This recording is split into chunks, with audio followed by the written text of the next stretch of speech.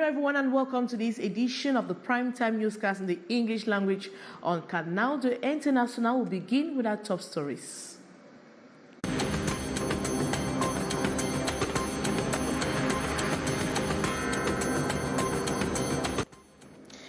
As the OTS movements continue to gain ground in Cameroon with more features in schools across the national territory, integrating the movement, we sought to know from lawyers if the protest is legitimate and guided by the labor codes, and our interest is how they should act when the main negotiator, which is government, fail. We equally talked with some parents who reacted on the OTS movements in Cameroon. And the National Communication Council, up again the media regulator, is calling on radio and television debate presenters on to impose the conduct of the programs. We tell you more in this edition of Newscast. And contractors in charge of road construction into and within the Northwest region have blamed their slow delivery rates on insecurity and other elements imposed by the ongoing crisis. They claimed this September 20 in Yaoundé as the Minister of Public Works, Emmanuel Ngano-Jumesi, enters the tour of the Cameroon Annual Road Review Project evaluation. Those are major stories. Details right ahead.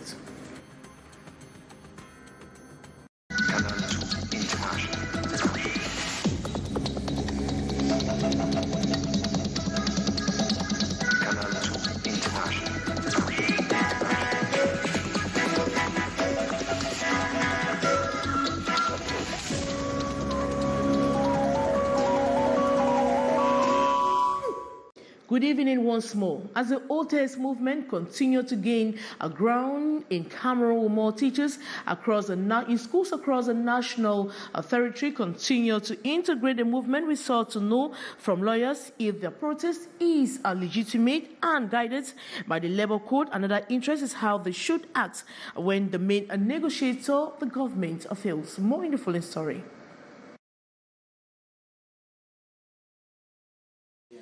Article 157 of the Labour Code gives workers the right to strike after exhausting the procedure of conciliation and arbitration. Article sub 4 of Article 157 gives you a definition, tells you that a strike or a lockout can be carried out by the workers in this type of situation if the employer does not want to satisfy their demands. Then they have the right to strike. They've given sufficient notice to the government that has even been negotiating with them, made promises and never fulfilled those promises. So they have the right. The case of striking government features united under the banner "On a trop supporté" pushed us to question to what level they are protected by the law and what criteria before engaging in a strike action. If the workers in question are manning health institutions, you cannot totally paralyze health institutions with a strike action. You have to leave essential services to function. You see, so if you come out with a strike that paralyzes the entire hospital, patients are coming in with severe injuries and nobody to attend. That is something that calls for concern. In most cases, you are called upon to present your complaint to the Labour Inspectorate. Nothing is done. They organize now. Okay, we are going on strike, but you leave certain people to be in charge of emergency. You don't paralyze the entire hospital. But the government has done nothing to deprive them of their liberty or something that can be considered legally as an intimidation.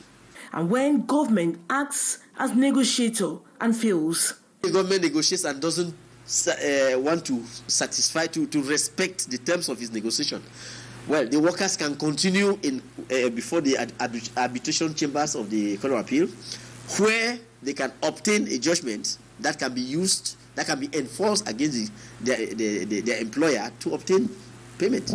In all of these, Barrister Emmanuel Ashu Omar defines a strike of features as the only way out for them to continuously mount pressure on governments that fails in its implementation phase after years of negotiations aimed at upgrading the status of teachers in Cameroon.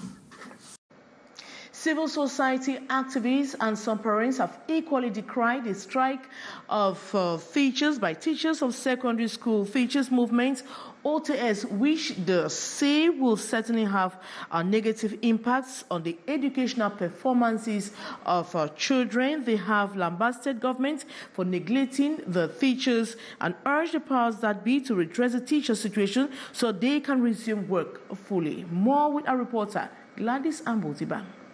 Third week into the new school year, and some teachers are still not dishing out lessons to students. Yes, we are all aware of the problems of the teachers, who are on strike now for unpaid salaries and dues, and they don't want to continue to teach if the government doesn't pay them part of what they owe. And in reality, they are right to ask for their dues. And the question one should ask is, why have they not been paid? It is unheard of that teachers will teach for years without salary. The teachers of the Secondary School Teachers Movement, OTS, Onatrosipokte, are demanding salary arrears and other dues owed them by the government. Parents and civil society activists decry this will have a serious impact on students' performances. Yes, the consequences should be enormous because just a day loss cannot be recovered. If teachers go for a week or two without teaching, it simply tells us the end of course and end of year examination will be catastrophic. These students are missing out on something. They are not going to school, they are not learning. But even when they do go to school and are learning 100% with the best conditions that they are given in our school systems as they are now, I would tell you that they are less than 40% efficient when compared to students elsewhere in developed countries. They emphasize it is time for the government to look into teachers' plight to prevent an extended strike period that might have a huge effect on studies. No one can understand why a ministry would defend a budget and does not take into consideration its human resources. From the time these people leave school, we already have a matricle. How come that they will teach for a good number of years and they don't have their salary? Most public schools across the country are affected, and the teachers only appear on campus to answer present, but do not dish out lessons.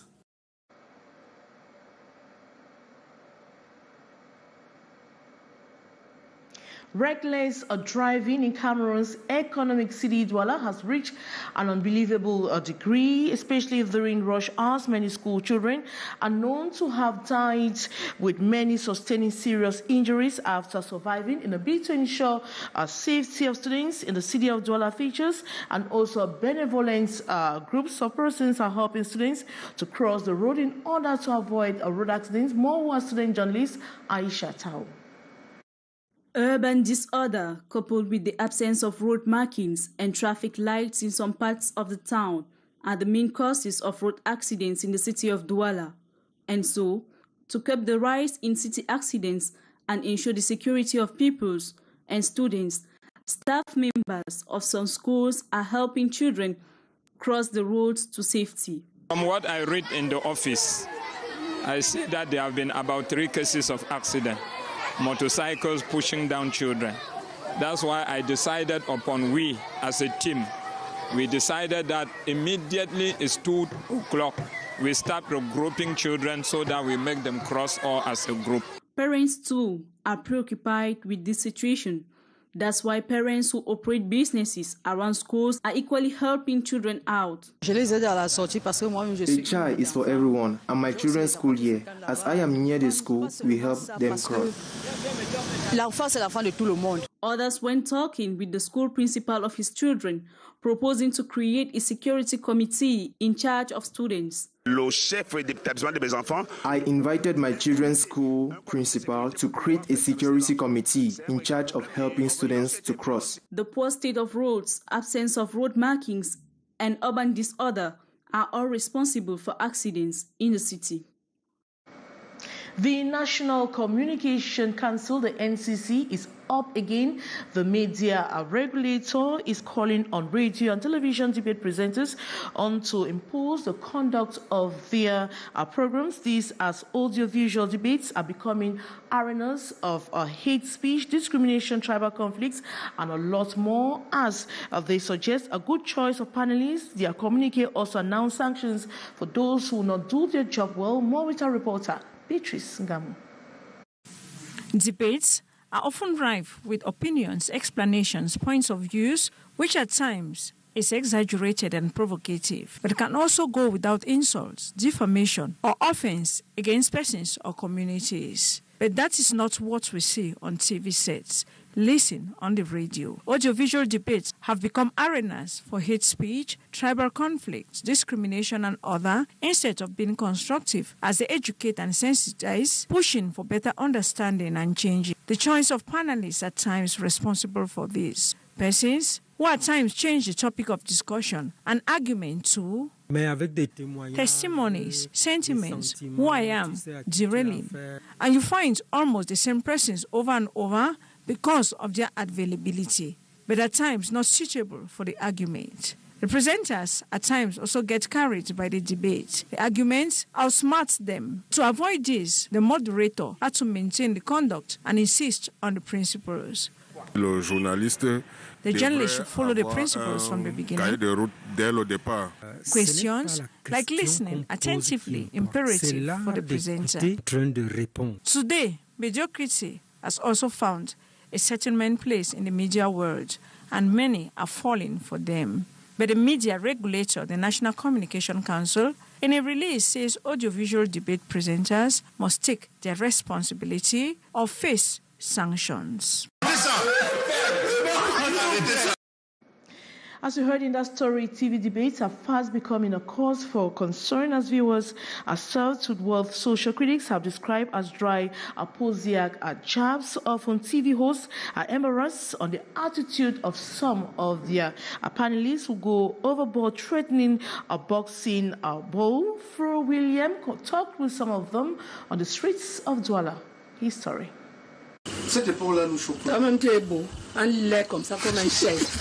Recent tensions on TV debates has raised a lot of questions on the integrity of some panelists who use such opportunities to settle personal scores. While debates are out to reshape public opinion on topical issues and help in crafting policies, many people are wondering why they have to spend precious time in front of TV channels only to see panelists with malicious intentions offload their frustrations. Non, c'est comme si les gens viennent faire des règlements de compte. It looks like people come to settle scores or come to defend political parties. That doesn't permit us grow as Cameroonians on TV. It disturbs us because we often think it is an ethnic debate.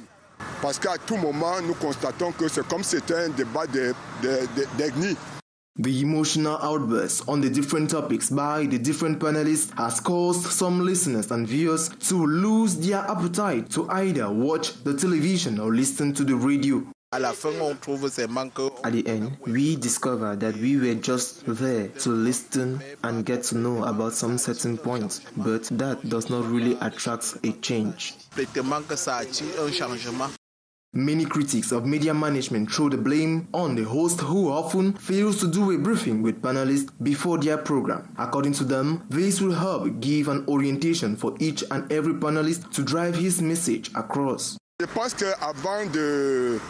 I think before inviting panelists, you have to propose a theme that is valuable. Have an understanding on their ethics, because if you invite just anyone, he will want to settle scores, maybe because he is angry with the government in place. Overcoming this ungentlemanly behavior remains a crucial issue to be handled by the media regulatory organ, despite persistent crusade for the respect of ethics and deontology.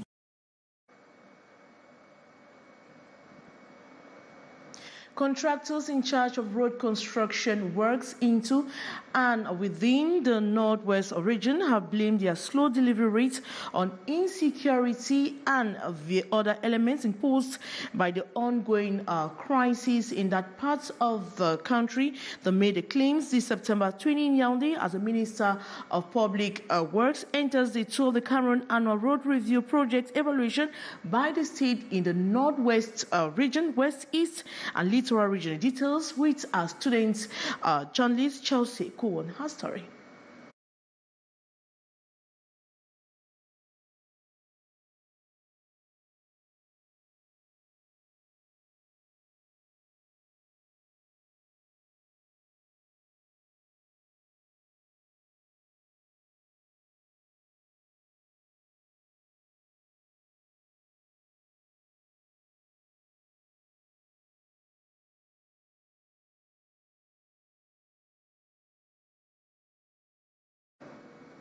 We are sorry for the technical hitches.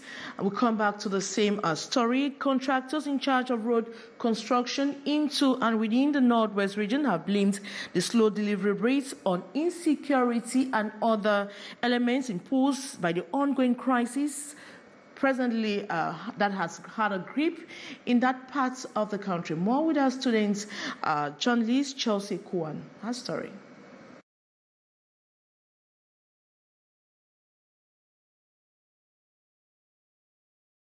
Peace is an important necessity in the development of a country.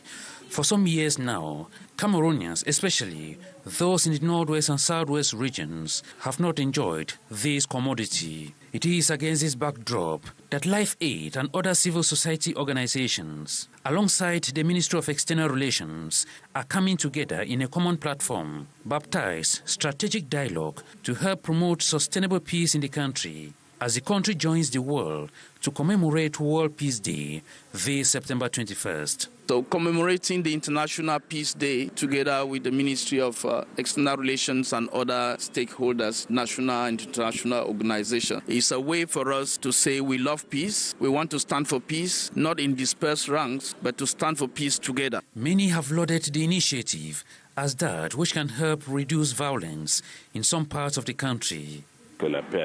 Peace has been facing some challenges in the Southern region, especially with the violences perpetrated by Boko Haram. It is therefore a pleasure for us to participate in this forum in order to envisage a strategy to bring back peace in our region. The strategic dialogue also aims at raising awareness on the language people use on social media, which can be very hurtful and inciting. We see very derogatory words and terms that are used daily. And in the case of the Northwest and Southwest, for example, we see incitement to violence, call to violence. And what we forget is that when somebody sees it, the person might follow. And by creating more violence, we are not solving a problem. We are instead creating more problems. And as Cameroonians observe the International Peace Day, all are called upon to be actors in the peace-building process by contributing in different ways. And the International Peace Day comes up on September 21, 2023, that is tomorrow, Thursday, and contractors in charge of construction into and within the Northwest region have blamed the slow delivery rate on insecurity and other elements imposed by the ongoing crisis and made the claims this September 20 in Yaoundé as the Minister of Public Works entered the tour of the Cameroon Annual Road Review Project evaluation in the Northwest, West, East, and Littoral regions. It's unfortunate we can't have the story, and we've come to the end of this edition of the Primetime Newscast in the English language on Canal International. Thanks so much for watching. Take another round of applause, same time tomorrow. Good night.